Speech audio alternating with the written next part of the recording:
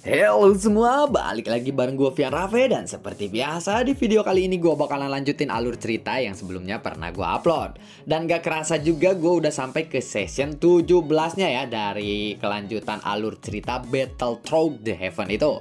Ya, lebih tepatnya benua kaisar sih. Dan tanpa banyak basa-basi lagi, yuk kita langsung check this out aja alur ceritanya.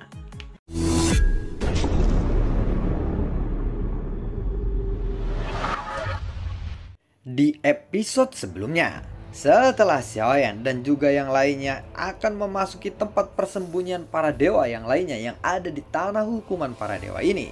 Sementara itu, Dong Haiyuan sedang mempersiapkan dirinya yang akan menghadapi orang-orang dari aliansi dewa. Yang konon katanya, mereka memiliki kekuatan fighting god bintang 7. Sementara itu, Li Chu yang bersama dengan Dong Haiyuan, dia pun lalu bertanya kepada Dong Haiyuan. Dong Haiyuan, jadi Anda adalah Dong Haiyuan yang memiliki sumber gas lebih dari 10 miliar yuan. Apakah benar itu adalah dirimu? Tanya dari Li Chu. Hei, aku terkejut. Di zaman seperti ini, masih ada orang yang bisa mengenaliku, ucap dari Dong Haiyuan. Ada banyak rumor tentangmu yang sudah aku dengar. Dan kamu adalah salah satu dari zaman kuno yang namanya masih terkenal hingga saat ini, ucap dari Li Chu. Ya, tetapi segel sialan itu benar-benar merepotkanku. Miliaran sumber gasku telah tersebar sekarang karena segel itu, ucap dari Dong Haiyuan. Li Chu pun sangat terkejut mendengar itu. Jumlah sumber gasnya benar-benar berada di luar jangkauannya saat ini. Lalu, bagaimana jika mereka menyerang kita sekarang? Dan masih berapa banyak sumber gas yang kamu miliki sekarang? Karena tidak ada sumber gas yang bisa mengisi sumber gasmu kembali di tanah hukuman para dewa ini. Apakah itu akan cukup untuk menghadapi fighting god bintang 7 yang akan datang ke sini? Tanya dari Li Chu. Meskipun miliaran sumber gasku telah tersebar, tidak apa-apa, masih ada miliaran yang masih tersisa di dalam tubuhku ini. Masalahnya, dan itu seharusnya tidak akan terlalu besar untukku, ucap dari Dong Haiyuan. Hei, orang ini benar-benar gila, gumam dari Li Chu di dalam hatinya. Sementara itu di luaran sana ada sebuah kapal yang melesat dengan sangat cepat. Dan ada hampir 1000 sosok yang berdiri di dalam kapal itu.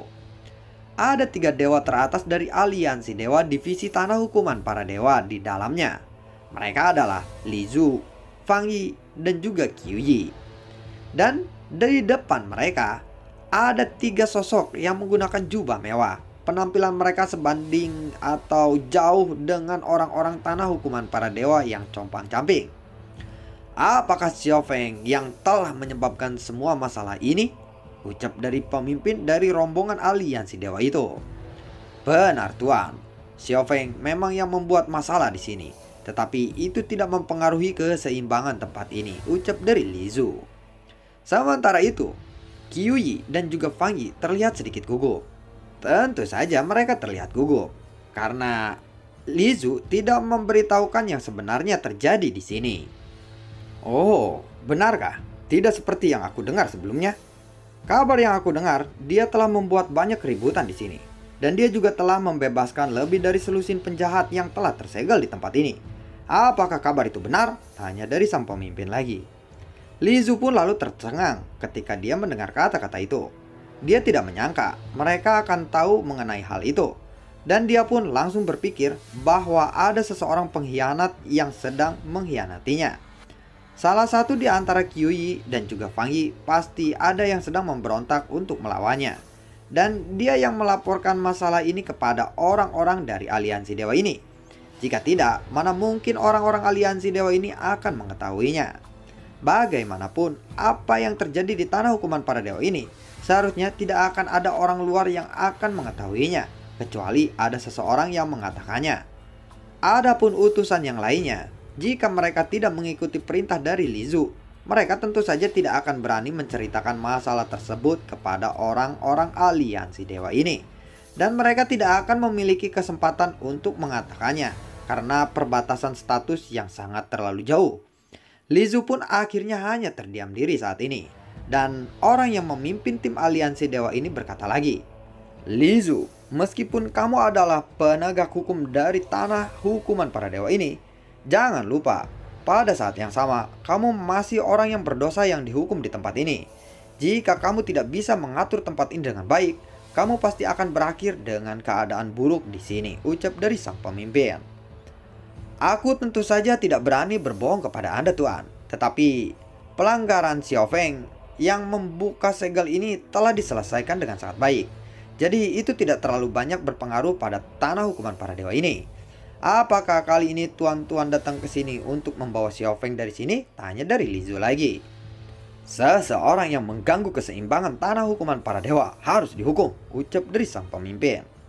Tetapi bukankah Xiao Feng adalah seseorang pemimpin papiliun di aliansi dewa? Tanya dari Lizu. Memang, tetapi orang yang dihukum di sini adalah orang-orang yang berdosa. Apakah kamu tidak tahu soal itu? Tanya dari sang pemimpin. Lalu bagaimana dengan Lautian? Apakah dia juga orang yang berdosa? Ucap dari Lizu. Ketika Lizu mengatakan hal ini, sang pemimpin langsung menoleh kepadanya. Dan Lizu pun langsung buru-buru menundukkan kepalanya. Maafkan aku tidak bermaksud menyinggung Anda, Tuan. Tetapi konsep orang berdosa itu membuatku bingung, ucap dari Lizu. Kamu tidak perlu tahu soal itu. Ini adalah urusan aliansi dewa, ucap dari sang pemimpin. Lizu pun hanya bisa menganggukkan kepalanya kali ini.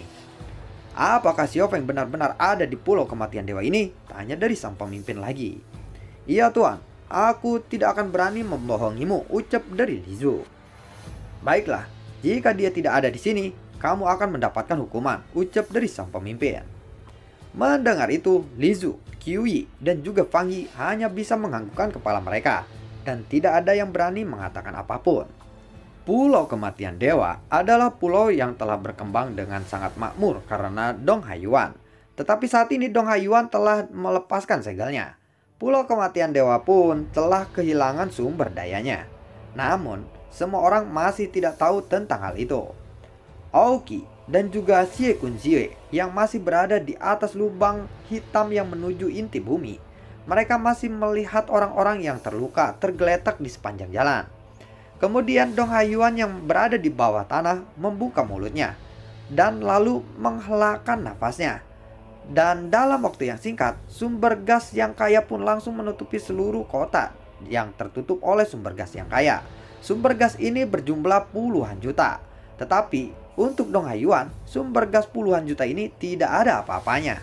Sumber energi yang muncul ini tiba-tiba membuat Aoki dan juga yang lainnya sangat bingung. Karena mereka masih ada di daratan, tidak tahu apa yang terjadi di bawah tanah sana. Dengan sumber gas ini, pemulihan dari luka-luka mereka yang telah terluka pun menjadi lebih efektif. Dan dalam waktu yang singkat, mereka yang terluka parah secara bertahap menjadi pulih kembali. Karena mereka semua adalah fighting god. Selama mereka memiliki sumber gas, meskipun mereka terluka parah, mereka tidak akan terbunuh. Karena sumber gas akan dengan cepat bisa memulihkan semua luka yang mereka alami. Pada saat yang sama, Xiaoyan masih duduk di tengah inti bumi menyerap sumber gas yang ada.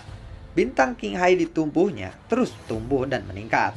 Adapun Lei yang sudah terbangun melihat klon dewa asli dengan matanya yang indah. Jadi, kamu berencana untuk tetap menyembunyikan sosok dewa asli ini sebagai klonmu? Tanya dari Lei kepada Xiaoyan. Ya, tetapi ini tidak bisa aku sembunyikan selamanya. Namun, untuk sekarang, tidak perlu diberitahukan terlebih dahulu. Lagi pula, aku belum memahami klon dewa asli ini dengan jelas. Jadi, aku harus berhati-hati, ucap dari Xiaoyan yang sebagai klon dewa asli. Benar-benar luar biasa. Seseorang fighting god bintang 4 sepertimu bisa memiliki klon yang seseorang immortality. Bukankah mungkin jika klon ini masih bisa menjadi lebih kuat lagi, ucap dari Lei. Itu mungkin saja terjadi, jawab dari klon dewa asli. Jika kekuatan klon dewa asli bisa tumbuh, dia tidak akan takut lagi. Namun, kekuatan semacam ini benar-benar tersembunyi dan mungkin akan sangat berbahaya. Tetapi itu mungkin saja akan membuat kehilangan nyawanya, ucap dari Lei kepada Xiaoyan atau klon dewa asli itu. Jika kita tidak memasuki sarang harimau, mana mungkin kita akan tahu bagaimana harimau itu, ucap dari klon dewa asli. Ya, tapi lebih banyak orang yang kehilangan nyawa daripada yang selamat, bukan? Semoga kamu bisa mendapatkan keberuntunganmu lagi. Tetapi, Kamu harus tetap berhati-hati dan jangan serakah, ucap dari Lazy. Meskipun Xiaoyan berkata demikian, Xiaoyan mengerti bahwa jika ada tubuh lain yang cocok baginya untuk dijadikan klon, lalu Xiaoyan akan menggunakan kekuatan untuk merebut tubuh itu dengan secara paksa. Itu akan pasti sulit untuk berhasil lagi. Karena klon dewa asli telah menghabiskan semua batas yang dapat digunakan oleh Xiaoyan. Dan jika bukan karena bantuan dewa jahat yang membantunya untuk mendapatkan klon dewa asli ini, Xiaoyan pasti tidak akan berhasil merebut tubuh dewa asli itu. Seperti yang dikatakan Lazy, keserakahan pasti akan membahayakan dirinya. Jadi, pikir Lazy, lebih baik menaikkan kekuatan tubuh klon dewa asli daripada Xiaoyan harus merebut klon yang lainnya, karena itu akan membahayakan kekuatannya sendiri. Seperti yang dikatakan Lazy, Xiaoyan perlu menstabilkan dulu integrasi dengan klon dewa aslinya daripada mencari klon yang baru. Pada saat yang sama, Xiaoyan terus menyerap sumber gas dan saat ini bintang King Hai-nya telah mencapai 300.000. Jika Xiaoyan bisa mencapai angka 350.000, itu akan membuatnya mencapai tahap tengah fighting god bintang 4. Sumber gas di sini sangatlah murni, karena mungkin kotorannya telah dihilangkan oleh Dong Haiyuan. Jadi sumber gas yang murni ini lebih efektif di dalam kultivasi Xiaoyan. Pada saat ini, klon dewa asli perlahan lalu mengangkat kepalanya. Dia masih berada di pusat bumi. Meskipun dia tidak bisa mendengar apa yang dikatakan dari atas tanah, tetapi kekuatan jiwa Xiaoyan yang kuat bisa merasakannya. Sepertinya aku harus bertemu dengan mereka. Aku ingin melihat apa yang ingin dilakukan oleh aliansi dewa itu, gumam Xiaoyan di dalam hatinya. Namun, yang akan menemui mereka adalah klon dewa asli, karena tubuh Xiaoyan yang masih harus berkultivasi. Setelah berbicara seperti itu, Xiaoyan yang sebagai klon dewa asli pun lalu berangkat. Kekuatan fisik dari klon dewa asli ini tidak membutuhkan sumber energi sama sekali. Mereka lalu bergegas ke atas untuk mengikuti jalur lubang hitam ke arah luar. Di luar lubang hitam, pada saat ini, di langit ada sebuah kapal yang melayang dan ada 1000 sosok yang muncul di kapal itu. Di antara mereka ada Li Zu, Fang Yi, dan juga Qiu Yi. Mereka adalah yang terkuat di aliansi dewa divisi hukuman para dewa. Dan merekalah yang bertanggung jawab atas seluruh tanah hukuman para dewa ini. Biasanya mereka tidak terlihat sama sekali. Namun kali ini mereka berani untuk memunculkan dirinya. Di mana Xiao Feng? Ucap dari sang pemimpin. Mendengar itu Dong Haiyuan lalu menjawab. Dia menutup matanya. Semua orang pun bertanya-tanya apa yang sebenarnya dia pikirkan. Hei orang-orang berdosa di tanah hukuman para dewa, aku akan bertanya kepadamu lagi, ucap dari sang pemimpin. Pada saat yang sama, Dong Haiyuan lalu membuka matanya dan matanya tertuju kepada satu orang. Kamu, siapa kamu? Aku adalah jenderal tentara surgawi dari aliansi dewa. Katakan padaku, di mana Xiao Feng berada? Dengan menjawab pertanyaanku, kamu bisa menghindari kematianmu sendiri, ucap dari sang pemimpin.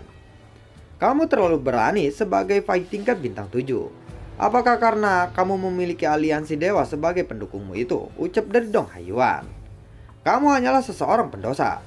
Jika kamu berani membunuhku, maka aliansi dewa pasti akan memusnahkanmu, ucap dari sang pemimpin. Jika kamu memiliki pemikiran seperti itu, maka kamu benar-benar orang yang bodoh.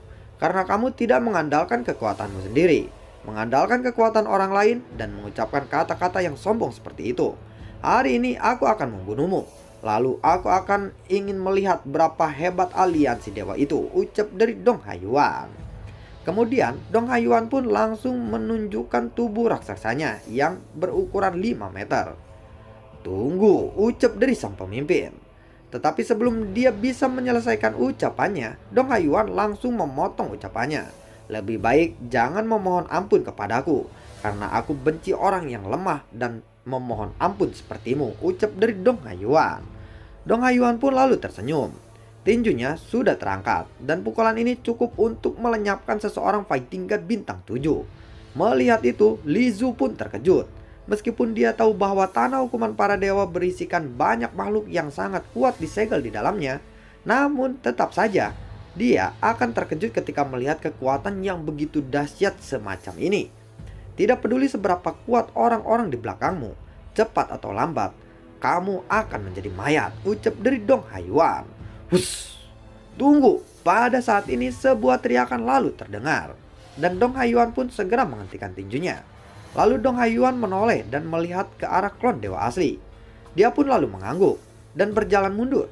Kemudian melipat tangannya dan menyerahkan pertempuran ini kepada klon dewa asli. Mengapa kamu mencari Xiao Feng? Katakan dengan jujur. Lebih baik jangan berbohong kepadaku. Jika kamu berbohong, kamu tidak akan selamat, ucap dari klon dewa asli atau Xiaoyan. Orang itu sudah basah oleh keringat dingin saat memandang ke arah Xiaoyan sebagai klon dewa asli. Kami hanya ingin mengkonfirmasi apakah dia masih hidup atau sudah mati. Jika dia masih hidup, maka kami harus membunuhnya, ucap dari sang pemimpin itu. Apakah yang menyuruhmu adalah Jin Buye? Tanya dari klon dewa asli. Saat Xiaoyan bertanya seperti itu, sang pemimpin hanya terdiam. Kalau bukan Jin Buye, lalu siapa lagi yang menyuruhmu? Tanya dari Xiaoyan lagi. Hah, aku tidak bisa mengatakan itu kepadamu karena itu sangat membuatku takut, ucap dari sang pemimpin. Kemudian klon dewa asli atau Xiaoyan ini melangkah maju dan menampar wajah sang pemimpin itu. Pak, bus, buar. Dengan tamparan ini saja, itu sudah cukup untuk membuat seluruh wajah pemimpin itu tidak berbentuk lagi. Kemudian, dia memandang ke arah klon dewa asli dengan begitu ngeri. Dia tidak menyangka klon dewa asli akan begitu kejam. Klon dewa asli pun menarik kembali telapak tangannya. Untungnya, aku telah bisa mengendalikan kekuatanku. Jika tidak, maka kepalamu itu akan pasti menghilang, ucap dari Xiaoyan atau klon dewa asli. Sekarang aku bertanya lagi kepadamu. Tetapi aku tidak ingin mendengarkan omong kosong lagi untuk kedua kalinya, ucap dari Xiaoyan atau klon dewa asli itu. Yang menyuruhku adalah pemimpin dari aliansi dewa, yaitu Tuan Jin Tawei, ucap dari sang pemimpin. Dia mengerti bahwa klon dewa asli ini sedang tidak bercanda. Dengan tamparannya saja, dia bisa merasakan kepalanya hampir melayang keluar dan terputus. Jin Tawei, ucap dari klon dewa asli. Xiaoyan sebenarnya baru mendengar nama itu untuk pertama kalinya. Ternyata pemimpin aliansi dewa saat ini bernama Jin Tangwei. Tetapi kenapa dia ingin membunuh Xiaoyan? Apakah dia tahu identitas Xiaoyan yang sebenarnya? Hati Xiaoyan pun lalu gelisah. Pemimpin aliansi dewa pasti bukanlah orang yang sembarangan. Dalam pikiran Xiaoyan, untuk seseorang Jin Tangwei yang seseorang pemimpin aliansi dewa, tidak ada alasan apapun yang membuat dia ingin membunuh Xiaoyan kecuali jika dia sudah tahu identitas Xiaoyan yang sebenarnya.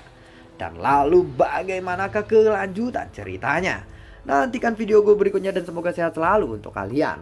Dan akhirnya tahu juga ya nama dari pemimpin aliansi dewa saat ini itu adalah Jin Tangwei.